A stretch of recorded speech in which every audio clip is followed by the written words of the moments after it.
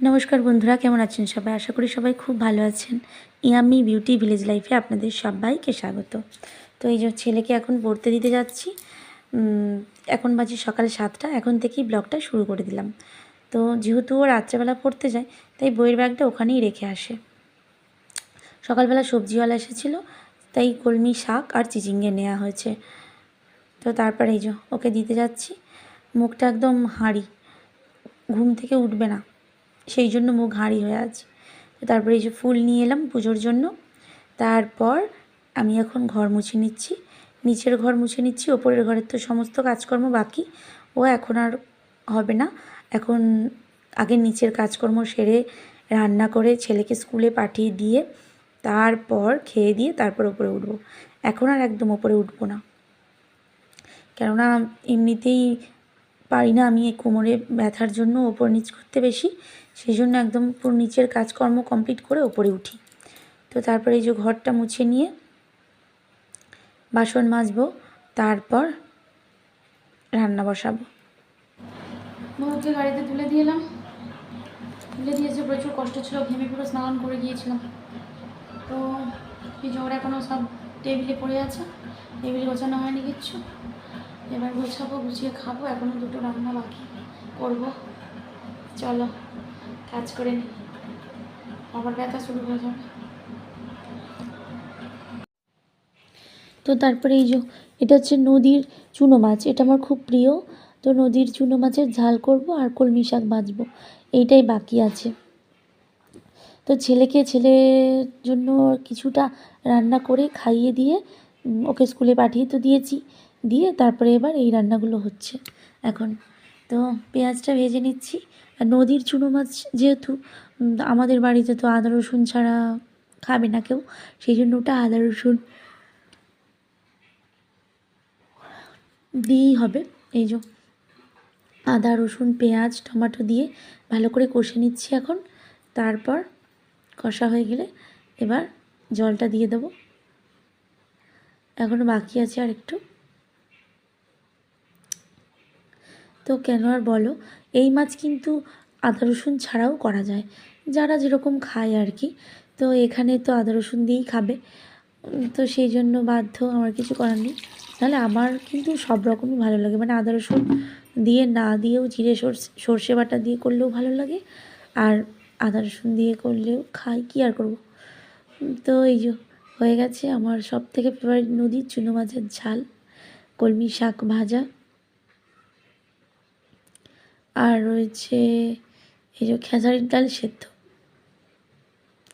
সঙ্গে আছে তেল লঙ্কা। আহা, কাঁচা পেঁয়াজ দিয়ে যা লাগবে না, দারুণ টেস্টি। রান্নাবান্না করে যে ওপরে এলাম, ওপরে সব কাজকর্ম বাকি। যখন বিছানা বিছানা কিচ্ছু গোছানো হয়নি, দেখতে পাচ্ছ কী অবস্থা বিছানা। বিছানাপত্র গুছাবো। তারপর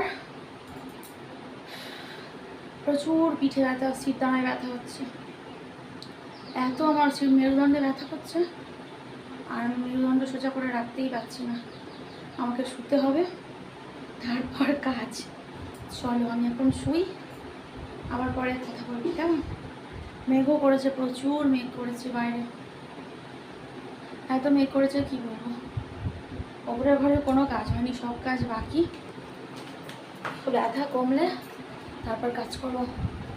এখন একদম চিৎ পটাং খেয়ে শুয়ে পড়ি। ছেলে স্কুলে চলে গেছে মানে এখন আর চিন্তা নেই, আবার সেই 4টের সময় আসবে। এখন আমি শুই। আমার একটু দরকার ছিল ব্যাংকে যাওয়ার, যেতেই পারছি না পিঠে ব্যথার জন্য। তো এই যে উঠেছি, প্রায় 2 ঘন্টা মতো শুয়েছিলাম, তারপর ব্যথা কমতে উঠে আর এবার কাজ করতে শুরু করেছি। তো সেই নাইটিটা চেঞ্জ করেছি, কেননা রান্না করছিলাম তো পুরো ঘেমে গিয়েছিলাম, তাই সেই নাইটিটা চেঞ্জ করে এই নাইটিটা পরে আর শুয়ে পড়েছিলাম। তো তারপর এখনও স্নান করিনি, কাজকর্মগুলো সারি তারপর স্নান করব। তো চলো বিছানাটা তুলে নিই, ছেলে এসে পড়বে স্কুল থেকে, সেই জন্য তাড়াহুড়ো চলছে এবার। এইরকমই চলে আমার দিন, কি করব বলো, অসুস্থ মানুষ তো, পারি না, এইরকম করেই দিন কাটাই। এই যে বিছানা গোছানো কমপ্লিট, তো এখনও প্রচুর প্রচুর কাজ। এই যে দেখতে পাচ্ছ ওষুধপত্র, একটা ওষুধ বার করতে গিয়ে ওষুধের ব্যাগ থেকে সব ওষুধ ফেলে একসাই হয়ে পড়ে আছে। তারপর সব গুছিয়ে পরিষ্কার করব, আলনা গোছাবো, চেয়ারে জামা কাপড় গুছাবো, ড্রেসিং টেবিলের এই দুর্দশা। আর এই দেখো ড্রেসিং টেবিলটা দেখতে পাচ্ছ কাঁচের মধ্যে ভূ দেখেছে, ওই রং দিয়ে ভূ দেখেছে কাঁচের মধ্যে। সব পরিষ্কার করব, এরকম চলবে আমার এখন কাজ। কতক্ষণে শেষ হবে জানি না, দেখতে পাচ্ছ পুরো ভূ দেখে দিয়েছে। তো তারপরে আবার কাচাকুচি করে নিয়েছি, কাচাকুচি করে নিয়ে যে মিলে দিচ্ছি সব, ছাদ ভর্তি কেচেছি। বলি না কেচে নেই দিই, নাহলে মানে মেঘ করে আছে, আবার যদি বৃষ্টি শুরু হয়ে যায় তো আর দেখতে নেই, তখন আর শুকনোই হবে না। তাই সব একদম কাচতে শুরু করে দিয়েছি। মেঘ করে আছে কিন্তু তবে বৃষ্টি হবে বলে মনে হচ্ছে না।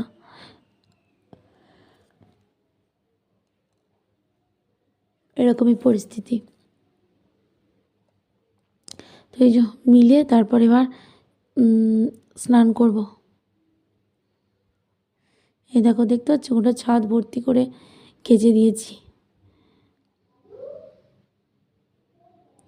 তো এই দেখো চলে এসেছি এখন বিকালবেলা। আমাদের গোলাপ গাছটায় একটা ফুল ফুটেছে, আর এই যে পাতাবাহারি লঙ্কা গাছটাই যা হোক লঙ্কা হয়েছে, তবে কীরকম গোল গোল লঙ্কা, এরকম লঙ্কা আমি কোনোদিনও দেখিনি। বুলেট লঙ্কা হয়, ধানি লঙ্কা হয়, কিন্তু এই রকম গোল গোল লঙ্কা কোনোদিন দেখিনি। এই যে কুল লঙ্কা, গোল গোল কুল হয় সেরকম কুল লঙ্কা। তো তারপরে এখন বাজে রাত 9টা। আর বোন অন করেছিলাম না। আজকে ডিনারে আমাদের আছে, এটা হচ্ছে তালের রুটি, আর আছে দেখাচ্ছি দাঁড়াও, এই যে হয়েছে তালের ফুরলি। এই হচ্ছে আজকে আমার ডিনারে মেনু। তো চলো সবাই খেয়ে নিই। চলুন বন্ধুরা, ভিডিওটা এখানেই শেষ করে দিই, আর বেশি বাড়াবো না, তার কারণ আমার 1 GB নেট, তো বেশি বড় করলে ভিডিও আপলোড করতে পারবো না। তো সেই জন্য ভিডিওটা এখানেই শেষ করে দিলাম। দেখা হবে আবার একটা নতুন ভিডিওতে, কেমন? তো ততক্ষণ আমার সঙ্গেই থাকুন, ভালো থাকুন, সুস্থ থাকুন, আর ভগবানের কাছে প্রে করি সবাই আনন্দে থাকুন। টাটা।